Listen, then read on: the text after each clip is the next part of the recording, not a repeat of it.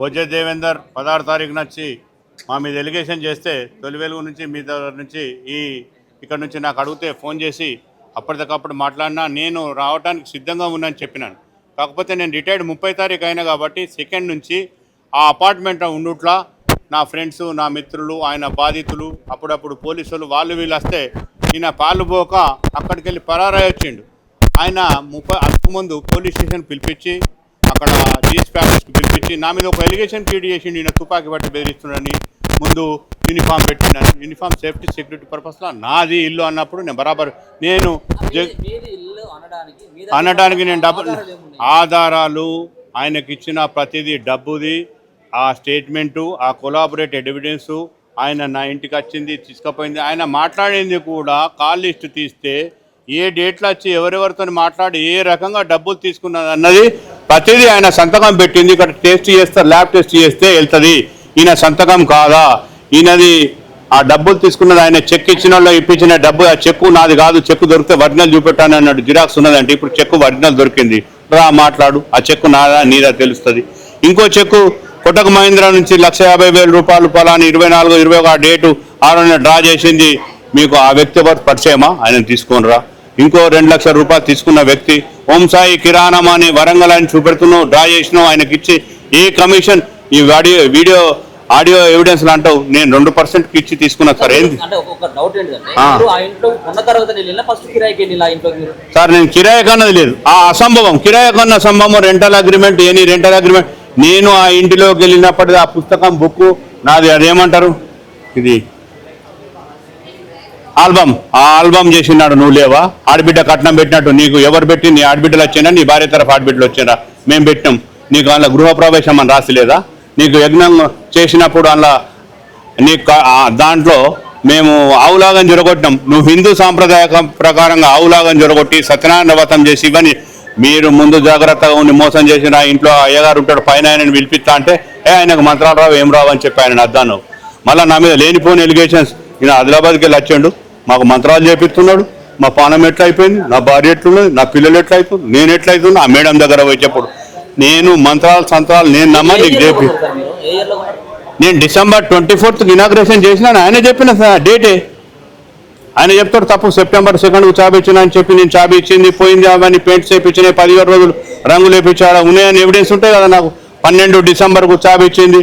ఆ 10వ తారీఖు నాడు నీ కింద అవన్నీ సాఫ్ చేయించి అంతకుముందు సాఫ్ చేయించడానికి 38,000 నేను SBI బ్యాంకు ద్వారా ఇచ్చిన పైసలు ఆ డేట్లు అన్నీ ఉన్నాయి సార్. నమ్మకంగా నాకు ఆ పేపర్ రాసింది ఉన్నది కదా, నేను ఇల్లు అమ్మిదానికి అని చెప్పి పైసలు తీసుకున్నాయని సార్. ఒరిజినల్ గా సార్ నమ్మక ద్రోహం చేస్తా అంటే నీకు అత్యవసర పరిస్థితులు ఆదుకున్నాం, అది జల్లదన్నప్పుడు నా పైసలు నాకు ఇస్తా అని చెప్పి ₹1.5 కాడికి ఇస్తానన్నావు. అది పోలీస్ స్టేషన్లో మాట్లాడుతూ 10,000 కిరాయి కట్ చేసుకుంటామన్నావు. ఇది ఎంతవరకు సమంజసం? అక్కడ 5 సంవత్సరాల క్రితమే 10,000 కిరాయి లేదు నీకు.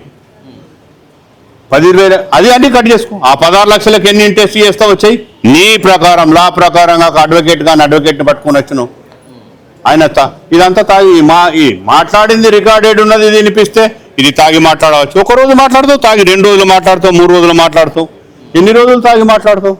ఎంతవరకు సమంజసం? ఏం అధికారాలు? నా ఫేస్ టు ఫేస్ అయినా నచ్చిండా? నేను ఆయన ఫేస్ టు ఫేస్ పోయినా అధికారం ఉపయోగించి ఆయన మీద ఏమన్నా కేసులు పెట్టి లోపటైపించినా? ఏమన్నా కేసులు ఎఫ్ఐఆర్ ఇది సివిల్ కేసు అంటాడు. నువ్వు ఇచ్చిన చెక్కు ఇది 65D ప్రకారంగా BSA భారతీయ సాక్ష్య అధినాయ ప్రకారంగా నేను ఎఫ్ఐఆర్ చేపిస్తే ఎఫ్ఐఆర్ అవుతుందా కాదా? మీరే చెప్పండి. లా ప్రకారం తెలుసుకోండి, నా ప్రకారం కాదు. మీ ప్రకారం తెలుసుకోండి, ఆయన ప్రకారం తెలుసుకోండి. మీరు చెప్పండి ఆయన ఆత్మహత్యకు 2-3 సార్లు ప్రయత్నించింది అనేది ఆయన ఆరోపణ. మొన్న కూడా ఆయన అదే మాట్లాడుతున్నారు. నేను ఏం చేసినా ఆత్మహత్యకు? కొడుకు ఆరోగ్యం బాగాలేదు, వాళ్ళ ఆస్తులను కూడా అమ్ముకొని ఇవ్వకుండా అడ్డుపడుతున్నారు మీరే. నేను అడ్డుకోవడానికి నీ దగ్గర ఏమున్నది, ఏం ఆస్తున్నదని అమ్ముకుంటావు? నీ దగ్గర ఏమున్నదని అడ్డుపడ్డా? రైసా మేడం దగ్గర 53 లక్షలు తీసుకొని చేయలేదంట, అదొక డెలిగేషన్. ఈ నువ్వు కొన్న ఇల్లు 20 లక్షలకే కొన్నావు కదా, 36కి అమ్ముకున్నావు. బ్లైండ్ వాళ్ళకి మోసం చేసి నీకున్న ప్రాపర్లో ఒక టేపు ఒక మ్యాపు అక్కడ 10 మందిని కూర్చొని పెట్టుకున్నావు. మేము పెట్టించిన కార్ వాషే కదా, మేము ఇచ్చిన పైసలే కదా. దాంట్లో కూర్చుండి 10 మందితో కూర్చుండి కార్ వాష్ పెట్టుకొని అది నీకున్న ఇల్లే 2007 తీసుకున్న 5,90,000 ఇప్పటిదాకా దాన్ని కట్టకుండా దాన్ని అమ్ముకొని వెళ్ళకుండా నీకున్న ప్రాపర్టీస్ ఏంది? రియల్ ఎస్టేట్ కాదు, రియల్ ఎస్టేట్ ఉత్త రీలే బుస్ కంపెనీ. ఎంతమందిని మోసం చేసినావు నీ దగ్గరకు వచ్చి ఆ కార్ వాష్ సెంటర్లో కూర్చున్న 10 మందితో కూర్చుండి. మీరు ఎంత ఇచ్చారు సార్ మొత్తం పైసలు? పేపర్ ఉన్నది కదా, డాక్యుమెంట్ ఇస్ పక్కా దాంట్లో డాక్యుమెంట్ ఎంత ఉంది అమౌంట్? సార్ దాంట్లో ఎంత ఉంది? ఎంత దాంట్లో 14 lakhs రాసి ఉన్నది, 1 lakh చెక్ ఉంటుంది, వేరే వాళ్ళ దగ్గర ఇప్పించింది. ఒకటేసారి ఇచ్చారు sir date wise? Date wise ఉంది, డేట్ వైజ్. అందులో నువ్వు తీసుకున్నది ఏ లెక్క ప్రకారంగా కొన్ని పైసలు 10 మంది ఎస్ఐల ముంగటి ఇచ్చినాం, ఆనాడు ఇంత సీట్ తినిపించినాం, ఆనాడు నీ భార్యాభర్తలు నా ఇంటికి వచ్చిండ్రు, వాళ్ళందరూ ఎవిడెన్స్ ఇవ్వాలి పనికిరాదు. దేవేందర్ అన్నట్టు, దేవేందర్ రాజు అన్నట్టు ఆయన రాజేనా? ఆయన మాట నీ చెక్కు చెల్లదు, నువ్వు మాట్లాడిన మాట చెల్లదు, నీ పేపర్కి విలువ లేదు. ఏమంటే నువ్వు రిజిస్ట్రేషన్ చేయించినవా, నువ్వు అది చేయించినవా, నువ్వు అగ్రిమెంట్ తీసుకున్నావా? రోజు అగ్రిమెంట్ రేపేంటి అన్నదమ్ములాగా నీకు నా తల్లినిక తల్లి తీరు మీ అమ్మున్నదని అంటే 3 నెలలు బంగ్లా మీదకి దిగకపోతే ఆ కింద కొనుక్కున్న రిపేర్ చేయించినా నా కింది తీస్తాను మోసం చేసి మీరు తీస్తుంది. అన్యాయమా కాదా? ఫైనల్ గా చూసేది కూడా కోర్టులు కూడా రిజిస్ట్రేషన్ అయినాయా లేవా, అగ్రిమెంట్ సరిగ్గా ఉందా అనేది లేదనేది. అరే నేను కూర్చున్నప్పుడు చెప్పినా కదా, మొన్న కూడా నీవు న్యాయం తప్పినావు, ఆ ఇల్లు అమ్ముకున్నావు, 20 మందికి మోసం చేస్తే నీ ఇంటి చుట్టూ తిరుగుతున్నారు కదా, ఆ ఇల్లు తీసుకో, నా ఇల్లు ఇస్తా, తీసుకో, నా పైసలు నాకు పడే అంటే ఏమన్నావు? ₹1.5 కట్టిస్తాం, మీ ఇష్టం, 5 సంవత్సరాల తర్వాత ₹1.5 కట్టిస్తాం. ఓకే, నీ దగ్గర ఏమున్నాయని కట్టిస్తావు? ఉన్న ఇల్లు బ్యాంకులో ఎంత ఉన్నదో తెలియదు. ఆ హెచ్డిబి బ్యాంకు, ఆ బ్యాంకు అడ్రస్ చెప్పు, బ్యాంక్ ఆయనకి ఏం చెప్తావు? నాకు ఇల్లు అమ్మినా వేస్తున్నాయి. రెండోది చెప్తావు సార్తో సెటిల్మెంట్ అవుతున్నది, ఇక ఫైనల్ చేస్తా అని చెప్తావు. ఆ బ్యాంకు వాళ్ళతో పిలిచి మాట్లాడి సెటిల్మెంట్ చేయి, ఫైనలైజ్ చేయి. సరే నీ దరిద్రమో నా దరిద్రమో కాలం, నేను వచ్చినా మాట్లాడినా కూర్చోండి, మాట్లాడి ఈ పైసలు తీసుకునే ప్రూఫ్కు ఈ ఆడియో ఎవిడెన్స్, ఆ డాక్యుమెంట్, ఆ పేపర్. మాట్లాడేటువంటి ప్రయత్నం చేసిన 16వ తారీఖు ప్రెస్ పెట్టి వేయండి కదా ఇక్కడ. ఆయన ఫోనే స్విచ్ ఆఫ్ అవుతున్నాయి, నాకు ఫోన్ చేసి వాళ్ళు వీళ్ళు అడుగుతారు. ఆయన కంటికి కనబడకుండా ఆయన అక్కడికి రాలేదు.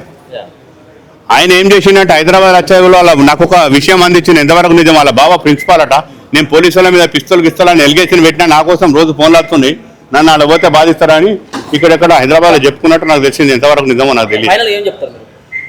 ఫైనల్గా మీ దగ్గరకు వచ్చింది కదా, ట్రై సిటీ, కాజీపేట్, హన్మకొండ, వరంగల్ నిడిచిపెట్టి వాళ్ళ గ్రూప్, వాళ్ళ మిత్రాత్మ రక్త బంధువులు, వాళ్ళ చెడ్మెంట్స్, వాళ్ళ యూనియన్, వాళ్ళ అసోసియేషన్, వాళ్ళ కుల బాంధవులందరికీ మీడియా గ్రూపులలో దాంట్లో గ్రూపులలో పెట్టిండు కదా.